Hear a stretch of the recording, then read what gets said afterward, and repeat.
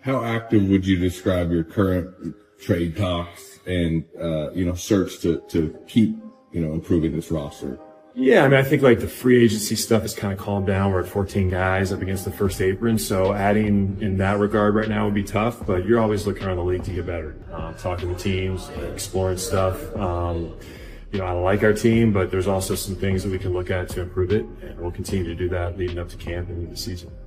If this is the roster entering the season, how good do you think they can be? Well, I think a little bit like last year, going into it, I thought we had a better team than the prior year. I feel the same way, but what does that mean? I mean, last year our record was better. We didn't make the playoffs. So, I think we can be better. We should be better, but a lot goes into it. Health, chemistry, all that. But, I feel really good about where we're at. I think our team does too, our coaching staff. So we'll see. Back to that rumor mill, because that is a name that's been out there before the DeMar DeRozan deal went down. We heard the Kings, potentially Golden State. It seems like the trade talks have cooled off for now. Does it stay that way in your opinion? Do you think it's going to pick back up? Where does he ultimately land in your opinion? And if there is a move, when does it happen? Listen, if we've learned anything from Danny Ainge, it's not a matter of if, it's a matter of when. But he's going to try to get everything he can from the team that he is going to trade with. We saw that with the Donovan Mitchell situation. The Knicks were willing to give a whole lot up for Donovan Mitchell, but Danny Ainge wanted more. He got more from Cleveland. In his mind, I don't think he did, but whatever, different story, that's of the past. But bringing it back to Lauri, listen, I absolutely love his game. I mean, he averages 4 points per game, almost 8.5 rebounds, shoots almost 50% from the floor, almost 40% from the three. He has drastically gotten better since he first began his career. He's only 27 years old. So I do think that there's a high market for him. I like him in OKC. I think he would be a perfect fit with that young team that they have. He's a skilled shooter. He's a rebounder. He brings so many different assets to a team. He has so many different depths of his game, so many bags to his game, rather, I should say. Like I said, it's a matter of if he gets, when he gets traded, not necessarily if. I think he's too much of an asset for what they're trying to do in Utah, which is, I think, rebuild. Utah's weird. They've always kind of gotten close, not close enough, and now they've gotten rid of Donovan Mitchell and a lot of other pieces. They just haven't really been able to figure out their groove. They're not quite a rebuild. They're somewhere in the weird middle where there are pieces that you can go ahead and figure out what to do with, but there are pieces that you need to add, and in order to add, you have to trade. So all that to say, Danny Ainge will trade Lauri Markkanen, but he is going to try to get the house, the kitchen sink, the garage, all the dogs, and maybe, a future grandkid in the mix. That's just how he does business. So that's what he's waiting on. Yeah, I would like to see Lauri Markkanen maybe even find a home with Golden State if they can figure it out. I think Wiggins needs a new home. So if they can figure out, pairing him with Steph Curry and obviously Draymond Green, you lost a lot of shooting with Klay Thompson. I know they made the trade for Buddy Hield. But I think, in this situation, DeAnthony Milton was a nice pickup for Golden State, signing a 1-year deal. But I believe that if he can find his way to Golden State, not sure if Golden State has enough trade assets to send back. They probably got to get a third team involved. He would be a nice fit next to Steph Curry. Gonna get the house, the kitchen sink, a dog, and the grandkids. And the grandkids. Danny Ainge wants it all, the whole family, the whole bloodline. Interest rates, he wants it all. Nothing. Curry, hesitation move on Luka. Shoots the three and buries it. Stephen Curry, night. Let's go. United we stand, in the battle we fall. The Dubs dynasty is still very much alive.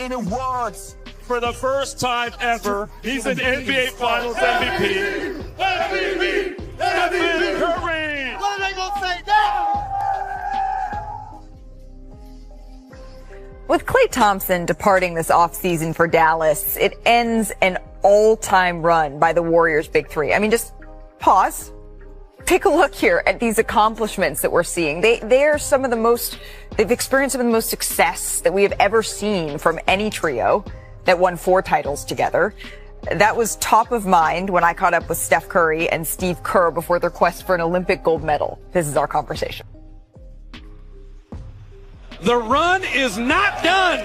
The Golden State Warriors, once again, are NBA champions. 4 championships in 8 years. Klay Thompson is on his way to the Dallas Mavericks. Steph, one of the last times that you and I did this, you told me that it didn't even feel close to the last dance. When did that change? It's something that I never imagined would be a reality, but you want him to be happy. So it does suck losing Klay, and there's no 2 ways around it. You have to be able to celebrate what we accomplished, but then be able to move on. Any way you look at it, Steph, Klay, Draymond are kind of the 3 founding fathers of this thing. I'm very grateful for my time at Golden State. I just felt like moving on could just re-energize me and do something special for the rest of my career. I know we're all going to have that date circled when he comes back to Chase, and that will be one of the strangest, most emotional nights of all of our careers, for sure. The Golden State Warriors, they're on top of the NBA world. Do you think we're ever going to see another dynasty like what you guys built again? I don't think so. That's 11 years of, almost 12 years of championship relevancy built around a certain core. 4 of them, baby. What they gonna say now?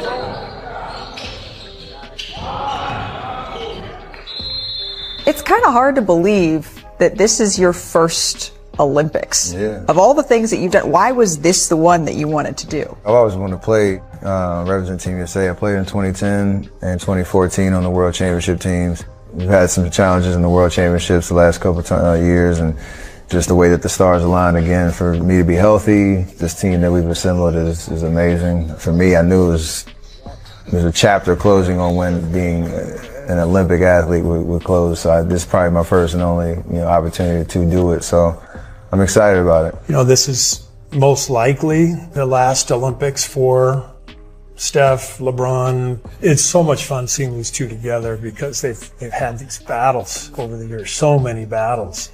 And now to collaborate and to see them working together as leaders and setting a tone for the whole team in practice, it's incredible to watch. Still early in the process, but you can see like the level, the high IQ, the motor he's talking about, the will to continue to achieve at the highest level. Like we all know what it takes, and this is another way to express just how much we love playing basketball. And when you get to play with other guys that have been on the same shoes you have for however long, it's exciting. So we're leaning into that energy heavily, and hopefully it's enough to carry us to another goal. You've been around Steph more than anyone, and it was interesting to hear him kind of contextualize, I don't get many firsts anymore. There's not many basketball firsts that I have. Why is he so excited about this opportunity? Well, I mean, I think it goes to what you just said, what he just said. It's the first, maybe the last time he hasn't competed for an Olympic gold before. He gets to team up with LeBron James for the first time, all of those things.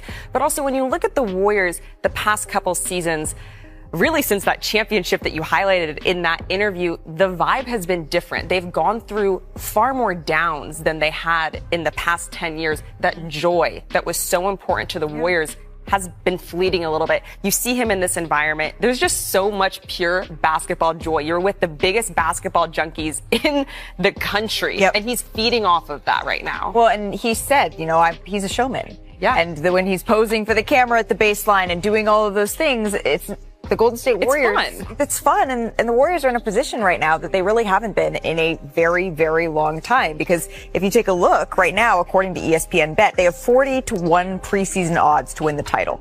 Those are the longest odds entering a season since 2012-13. That's when Steph was 24 years old. It's hard to believe it, right? He's entering his 16th season in the league. He'll be 37 next March. He's still producing, though, at an elite level. He says, you know what? He's still in his prime, but Klay's gone. There's a new era of the Dubs that's upon us. They've added some solid role players. I'm looking at Buddy Hield. I'm looking at DeAnthony Melton, Kyle Anderson, slow-mo. But Zach, do you think the Warriors have done enough ultimately to continue to build around Steph Curry and maximize this prime here? it depends what your standard is. I mean, this is what happens to great teams. They get old and they go down the standings. Steph Curry riding out his career on a good team, and the Warriors are a good team, winning 45, 46 games in the West. That ain't easy. Steph Curry riding out his career on that kind of team with young guys coming up, that's a nice, honorable way to end your career. It's not a title team. I don't think it's really close to a title team. And the question the Warriors have to ask themselves is, they're in on these Lauri Markkanen trade talks to the degree those talks are happening. What is the right price for the Warriors to give up out of their young players and their future assets? And how good, depending on what goes out the door, how good is the team that Lauri Markkanen is walking into? Is that really a championship team? Is it really a team that's worth throwing a lot of your future out the door to get Lauri Markkanen? And the guy that I think this is going to coalesce around in the next week or so as the league gathers in Las Vegas is Jonathan Kuminga, who's eligible for an extension, whose role has gone up and down with the Warriors. He is the best young player on the team, the blue chip of the two timelines thing that was kind of an accident. And I just am fascinated to see what their answer to that question turns out to be. Well, here's a date to keep an eye on, August 6th. Write it down. Yep. That is the first day that Lauri Markkanen can become renegotiation eligible. Utah right now is sitting on $34 million in cap space. They've signed nobody. Everybody else has gone out and done their business. They have not signed anything. It's also synonymous that it's 6 months from the trade deadline. So if Markkanen signs the extension on August 6th, he's still eligible to be traded on February 6th. If he signs it after, he's off the board here. So that's the date to keep an eye on as far as for Markkanen if Golden State is in play. Right, and it goes back to what we were talking about with the Heat, which is who are the dance partners the Warriors can get. Look, I was told that even last trade deadline, the Warriors wanted to shake things up, but the core group of that team said, no, let us stick together. And the front office said, okay. You see how that season turned out. So now they enter this season saying, we need to make moves. Well, and to your point about dance partners, we heard Paul George say on his podcast that he really wanted to go to Golden State, but that's not a dance that the Clippers wanted to do. It's not like teams are lining up to help the four-time champion Golden State Warriors, particularly teams in their same conference. So that's a dance they're going to have to do. I don't know whether or not the Warriors are going to continue to try to go big game hunting this offseason because there's not a whole lot of big game left. But it is clear that star players, they love playing with Steph Curry. It's evident in Team USA's praise for the four-time champ. Who are you most excited to play alongside this summer? Steph. I'm going to say, I'll say Steph. This guy named Steph Curry is phenomenal to play with. He was on my team today, and I got so many open looks. Just happy to be here. I mean, I'm playing with Hall of Famers. Curry. I played with him in 14. Both of our games have developed all the way from 14, 10 years ago. Playing with some amazing talent like this is something you can't take for granted. I mean, everybody wants to play with Steph Curry. It's just not necessarily reflected in what they were able to do this offseason. So let's go ahead, Bobby, to October, if you could be Mr. October for us here for a second. And the new look Golden State Warriors, the 3D lineup, let's play with it a little bit. I really like what they did. Yeah? I mean, we have DeAnthony Melton in the starting lineup right now. Look at their bench. They got Brandon Podziemski, Buddy Hield, Moses Moody. It's interchangeable. You could put Moody in for Wiggins here.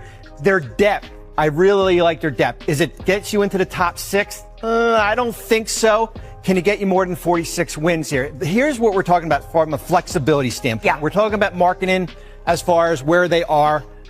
The apron.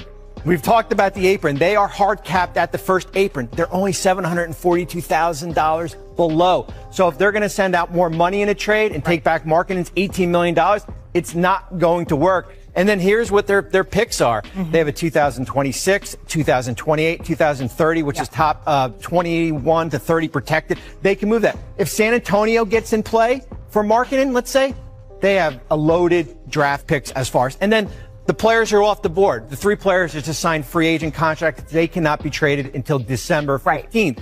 So when you're looking at it, and Zach made a mention about Jonathan Kuminga, if you're not certain about paying Markkanen in Utah, are you certain about paying Kuminga on a new extension? Because the numbers are basically going to be comparable. Right, fair. I'm looking at this, though, and you mentioned not top 6.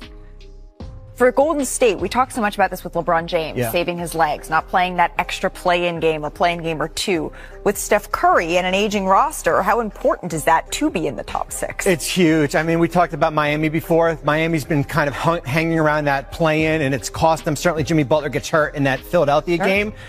they've got to be in the top 6 if this team is going to advance. And now we look at Memphis, we look at Houston, we look at certainly some of the younger teams, Oklahoma City. I mean, we can go through the list here. They're not in the top 6 here. For them to go through 2 rounds of play-in and then try to advance with an older Steph Curry, that's going to be a challenge. And they're a little hamstrung, as you just laid out, in what options they have to continue to build this. It's time for the Warriors to consider a risky move. For years, the Warriors played conservatively, re-signing their veteran stars while using draft picks on young prospects. That was the 2-timeline strategy championed by owner Joe Lacob. While it brought them victory in the 2022 NBA Finals, it proved inadequate to sustain their dynasty. The upcoming offseason emerges as a critical moment for the Golden State Warriors, ready to reshape the franchise's trajectory. Will they commit to one last attempt at winning the championship, or will they opt for a financial restructuring? Mike Dunleavy Jr. and the front office face a series of daunting choices, leaving fans eager to discover the team's next moves. Expectations surrounding Golden State's future intensify. Before you finish, make sure to subscribe to the channel. After all, as we said before, we are producing Warriors videos almost every day. Thanks for watching. We'll see you tomorrow on Gold-Blooded News. In conclusion, the future looks uncertain for the Golden State Warriors. With the possibility of losing and adding players to the team and the various trade options available, the Warriors are well positioned to continue to be a force to be reckoned with in the NBA.